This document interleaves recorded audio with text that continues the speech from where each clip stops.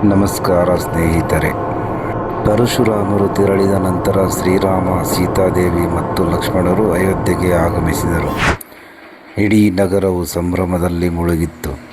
ಪ್ರಜೆಗಳೆಲ್ಲರೂ ತಮ್ಮ ಪ್ರಿಯ ರಾಜಕುಮಾರನ್ನು ರಾಜನಾಗಿ ನೋಡುವ ಕನಸು ಕಾಣುತ್ತಿದ್ದರು. ಕಾಲಕ್ರಮೇಣ ದಶರಥ ಮಹಾರಾಜರು ವಯಸ್ಸಾದರು. ಅವರು ತಮ್ಮ ಹಿರಿಯ ಪುತ್ರ ಶ್ರೀರಾಮನಿಗೆ ಪಟ್ಟಾಭಿಷೇಕ ಮಾಡಲು ನಿರ್ಧರಿಸಿದರು.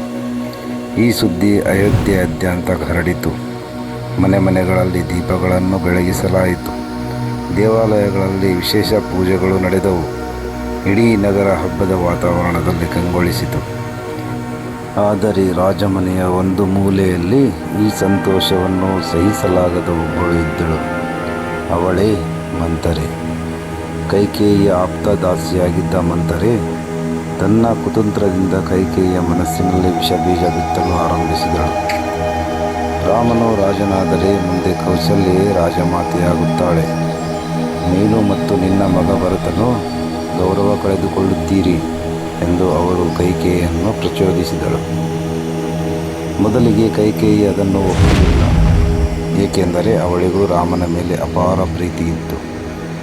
ಆದರೆ ಮಂಥರೆ ಮತ್ತೆ ಮತ್ತೆ ಅದೇ ಮಾತುಗಳನ್ನು ಹೇಳುತ್ತಾ ಕೈಕೇಯಿಯ ಮನಸ್ಸನ್ನು ಬದಲಾಯಿಸಿದಳು. ಕೊನೆಗೆ ಕೈಕೇಯಿ ಕೋಪಗೃಹಕ್ಕೆ ಹೋಗಿ ಕುಳಿತಳು. ಅದೇ ಸಮಯದಲ್ಲಿ ದಶರಥ ಮಹಾರಾಜರು ಸಂತೋಷದಿಂದ ಕೈಕೇಯಿಯ ಅರಮನೆಗೆ ಬಂದರು. ಅವರು ಕೈಕೇಯಿಯನ್ನು ದುಃಖದಿಂದ ನೋಡಿದಾಗ ಕಾರಣವನ್ನು ಕೇಳಿದರು. ಆಗ ಕೈಕೇಯಿ ಅವರಿಗೆ ಹಿಂದಿನ ಒಂದು ಘಟನೆಯನ್ನು ನೆನಪಿಸಿದಳು. ಒಮ್ಮೆ ದೇವಸುರ ಯುದ್ಧದಲ್ಲಿ ಕೈಕೇಯಿಯು ದಶರಥನ ಪ್ರಾಣವನ್ನು ಉಳಿಸಿದ್ದಳು. ಆಗ ಸಂತೋಷಗೊಂಡ ದಶರಥನು ಅವಳಿಗೆ 2 ವರಗಳನ್ನು ನೀಡುವುದಾಗಿ ವಾಗ್ದಾನ ಮಾಡಿದ್ದನು. ಈಗ ಕೈಕೇಯಿ ಆ 2 ವರಗಳನ್ನು ಕೇಳಿದಳು. ಮೊದಲ ವರ, ನನ್ನ ಮಗ ಭರತನಿಗೆ ಅಯೋಧ್ಯೆಯ ರಾಜ್ಯಾಭಿಷೇಕ ಮಾಡಬೇಕು. ಎರಡನೆಯ ವರ, ಶ್ರೀರಾಮನು 14 ವರ್ಷಗಳ ಕಾಲ ಅರಣ್ಯವಾಸಕ್ಕೆ ಹೋಗಬೇಕು. ಈ ಮಾತನ್ನು ಕೇಳಿದ ದಶರಥ ಮಹಾರಾಜರಿಗೆ ಆಕಾಶವೇ ಕಳಚಿ ಬಿದ್ದಂತಾಯಿತು. ಅವರು ಕೈಕೇಯಿಯನ್ನು ಎಷ್ಟೇ ಬೇಡಿಕೊಂಡರೂ ಅವಳು ತನ್ನ ನಿರ್ಧಾರವನ್ನು ಬದಲಾಯಿಸಲಿಲ್ಲ. ರಾಜನು ತನ್ನ ವಚನವನ್ನು ಮೀರುವಂತಿರಲಿಲ್ಲ. ಕೊನೆಗೆ ಶ್ರೀರಾಮನನ್ನು ಅರಮನೆಗೆ ಕರೆಯಲಾಯಿತು. ದಶರಥನು ದುಃಖದಿಂದ ಮಾತನಾಡಲು ಸಾಧ್ಯವಾಗಲಿಲ್ಲ. ಕೈಕೇಯಿಯೇ ನಡೆದ ಎಲ್ಲ ವಿಷಯವನ್ನು ಶ್ರೀರಾಮನಿಗೆ ತಿಳಿಸಿದಳು. ಆದರೆ ಎಲ್ಲರ ಆಶ್ಚರ್ಯಕ್ಕೆ ಶ್ರೀರಾಮನು ಯಾವುದೇ ದುಃಖ ಅಥವಾ ಕೋಪ ತೋರಿಸಲಿಲ್ಲ. ಅವರು ಶಾಂತವಾಗಿ ಹೇಳಿದರು, ತಂದೆಯ ವಚನವೇ ನನಗೆ ಧರ್ಮ. ನಾನು ಸಂತೋಷದಿಂದ ಅರಣ್ಯಕ್ಕೆ ಹೋಗುತ್ತೇನೆ. ಇದು ಕೇಳಿ ಅರಮನೆಯಲ್ಲಿ ಇದ್ದ ಎಲ್ಲರ ಕಣ್ಣಲ್ಲೂ ನೀರು ತುಂಬಿಕೊಂಡಿತ್ತು. ಶ್ರೀರಾಮನು ವನವಾಸಕ್ಕೆ ಹೋಗುವ ನಿರ್ಧಾರವನ್ನು ತಿಳಿಸಿದಾಗ ಅಯೋಧ್ಯೆ ದುಃಖದ ಸಾಗರದಲ್ಲಿ ಮುಳುಗಿತು. ಮೊದಲು ಶ್ರೀರಾಮನು ಸೀತಾದೇವಿಯ ಬಳಿಗೆ ತೆರಳಿ ತಾನು 14 ವರ್ಷಗಳ ಕಾಲ ಅರಣ್ಯಕ್ಕೆ ಹೋಗಬೇಕಾಗಿದೆ ಎಂದು ತಿಳಿಸಿದನು. ಅಲ್ಲದೆ ನೀನು ಅಯೋಧ್ಯೆಯಲ್ಲೇ ಉಳಿದು ತಂದೆ ತಾಯಿಗಳ ಸೇವೆಯನ್ನು ಸಲ್ಲಿಸು ಎಂದು ಹೇಳಿದನು.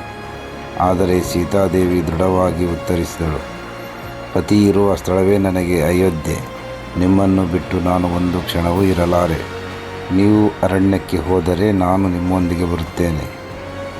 ಸೀತೆಯ ದೃಢ ನಿಶ್ಚಯವನ್ನು ಕಂಡು ಶ್ರೀರಾಮನು ಅವಳನ್ನು ತನ್ನೊಂದಿಗೆ ಕರೆದುಕೊಂಡು ಹೋಗಲು ಒಪ್ಪಿದನು. ಈ ವಿಷಯ ತಿಳಿದ ಲಕ್ಷ್ಮಣನು ಶ್ರೀರಾಮನ ಮುಂದೆ ಬಂದು ಹೇಳಿದನು, ಅಣ್ಣ, ನಿಮ್ಮ ಸೇವೆಯೇ ನನ್ನ ಜೀವನದ ಗುರಿ. ನಾನು ಕೂಡ ನಿಮ್ಮೊಂದಿಗೆ ಅರಣ್ಯಕ್ಕೆ ಬರುತ್ತೇನೆ. ಹೀಗೆ ಶ್ರೀರಾಮ, ಸೀತೆ ಮತ್ತು ಲಕ್ಷ್ಮಣರು ವನವಾಸಕ್ಕೆ ಸಿದ್ಧರಾದರು. ಅಯೋಧ್ಯೆಯ ಜನರು ಈ ಸುದ್ದಿಯನ್ನು ಕೇಳಿ ಕಣ್ಣೀರಿಟ್ಟರು.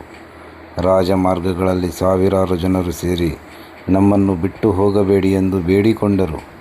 ಆದರೆ ಧರ್ಮಕ್ಕಾಗಿ ಶ್ರೀರಾಮನು ತನ್ನ ನಿರ್ಧಾರವನ್ನು ಬದಲಾಯಿಸಲಿಲ್ಲ. 3 ಜನರು ಅರಮನೆಯ ಐಶ್ವರ್ಯವನ್ನು ತ್ಯಜಿಸಿ ಮರದ ತೊಗಟೆಯಿಂದ ಮಾಡಿದ ವಸ್ತ್ರಗಳನ್ನು ಧರಿಸಿದರು. ಈ ದೃಶ್ಯವನ್ನು ಕಂಡ ದಶರಥ ಮಹಾರಾಜರು ಹೃದಯವೇ ಒಡೆದು ಹೋದಂತಾಯಿತು. ಸುಮಂತ್ರನು ರಥವನ್ನು ಸಿದ್ಧಪಡಿಸಿದನು. ಶ್ರೀರಾಮ, ಸೀತೆ ಮತ್ತು ಲಕ್ಷ್ಮಣರು ರಥದಲ್ಲಿ ಅಯೋಧ್ಯೆಯನ್ನು ತೊರೆದರು. ಜನರು ಅಳುತ್ತಾ ರಥದ ಹಿಂದೆ ಓಡತೊಡಗಿದರು. ರಾತ್ರಿ ತಮಸಾ ನದಿಯ ದಡದಲ್ಲಿ ವಿಶ್ರಾಂತಿ ಪಡೆದ ನಂತರ ಬೆಳಗ್ಗೆ ಪ್ರಜೆಗಳಿಗೆ ತಿಳಿಯದಂತೆ ಅಲ್ಲಿಂದ ಹೊರಟರು. ಮುಂದೆ ಅವರು ಗಂಗಾ ನದಿಯ ತೀರದಲ್ಲಿದ್ದ ಶೃಂಗವೇರಪುರವನ್ನು ತಲುಪಿದರು. ಅಲ್ಲಿ ನಿಷಾದರ ರಾಜನಾದ ಗುಹನು ಶ್ರೀರಾಮನನ್ನು ಕಂಡು ಅಪಾರ ಸಂತೋಷಪಟ್ಟನು. ಗುಹನು ಶ್ರೀರಾಮನನ್ನು ತನ್ನ ಸಹೋದರನಂತೆ ಪ್ರೀತಿಸುತ್ತಿದ್ದನು. ಅವನು ಕಣ್ಣೀರಿನಿಂದ ಶ್ರೀರಾಮನ ಪಾದಗಳಿಗೆ ನಮಸ್ಕರಿಸಿ ತನ್ನ ರಾಜ್ಯದಲ್ಲೇ ಉಳಿಯುವಂತೆ ವಿನಂತಿಸಿದನು. ಆದರೆ ಶ್ರೀರಾಮನು ವನವಾಸದ ಧರ್ಮವನ್ನು ಪಾಲಿಸಬೇಕೆಂದು ತಿಳಿಸಿದನು. ಗುಹನು ಗಂಗೆಯನ್ನು ದಾಟಲು ದೋಣಿಯ ವ್ಯವಸ್ಥೆ ಮಾಡಿದನು. ವಿದಾಯದ ಸಮಯದಲ್ಲಿ ಗುಹನ ಕಣ್ಣುಗಳಲ್ಲಿ ಕಣ್ಣೀರು ತುಂಬಿ ಹರಿದಿತ್ತು. ಶ್ರೀರಾಮ, ಸೀತೆ ಮತ್ತು ಲಕ್ಷ್ಮಣರು ದೋಣಿಯಲ್ಲಿ ಗಂಗೆಯನ್ನು ದಾಟಿ ಅರಣ್ಯದತ್ತ ತಮ್ಮ ಪಯಣವನ್ನು ಮುಂದುವರಿಸಿದರು.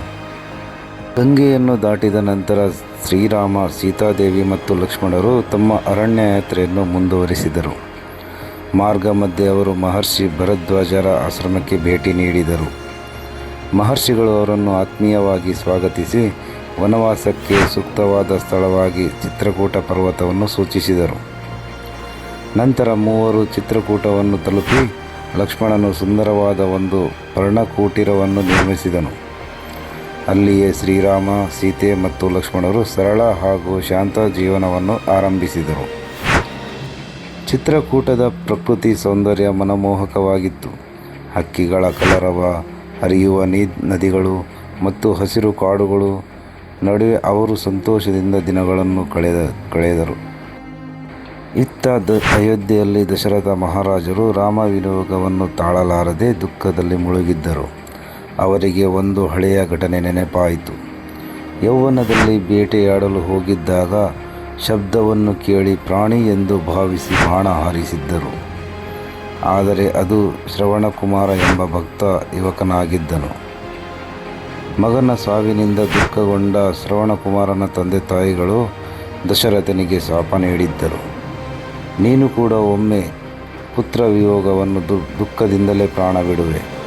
ಈ ಶಾಪ ಈಗ ನಿಜವಾಗುತ್ತಿತ್ತು. ರಾಮನ ನೆನಪಿನಲ್ಲಿ ದಶರಥ ಮಹಾರಾಜರು ನಿರಂತರವಾಗಿ ಕಣ್ಣೀರು ಸುರಿಸುತ್ತಿದ್ದರು. ಒಂದು ರಾತ್ರಿ ರಾಮ ರಾಮ ಎಂದು ಕರೆಯುತ್ತಲೇ ಅವರು ಕೊನೆಯುಸಿರೆಳೆದರು. ಅಯೋಧ್ಯೆ ಇಡೀ ಶೋಕ ಸಾಗರದಲ್ಲಿ ಮುಳುಗಿತು. ರಾಜನ ಮರಣದ ಸುದ್ದಿ ಕೇಳಿ ಪ್ರಜೆಗಳು ದುಃಖದಿಂದ ಕಂಗಾಲಾದರು. ಆ ಸಮಯದಲ್ಲಿ ಭರತ ಮತ್ತು ಶತ್ರುಘ್ನರು ತಮ್ಮ ಮಾವನ ಮನೆಯಲ್ಲಿ ಇದ್ದರು. ಅವರಿಗೆ ಈ ದುಃಖದ ಸುದ್ದಿಯನ್ನು ಇನ್ನೂ ತಿಳಿದಿರಲಿಲ್ಲ. ಆದರೆ ಶೀಘ್ರದಲ್ಲೇ ಅವರು ಅಯೋಧ್ಯೆಗೆ ಮರಳಿ ಬರಲಿದ್ದು ಮತ್ತು ಅಲ್ಲಿಂದ ರಾಮಾಯಣದ ಒಂದು ಮಹತ್ವದ ಅಧ್ಯಾಯ ಆರಂಭವಾಗಲಿತ್ತು. ಓಂ ಶ್ರೀರಾಮಾಯ ನಮಃ.